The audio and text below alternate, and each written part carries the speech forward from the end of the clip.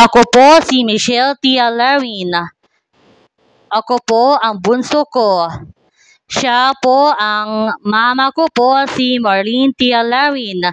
Siya po ang papa ko po si Jose M. Alarin. Siya po ay pet ko po si Laila.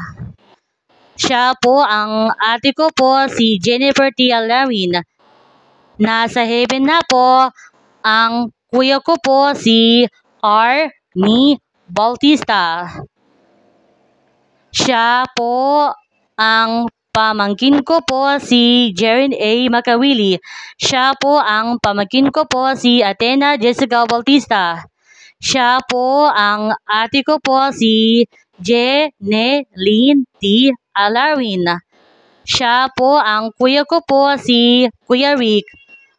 Kami po ang Alarin family. Mahal na mahal ka namin po. We really love you po. Alarin family,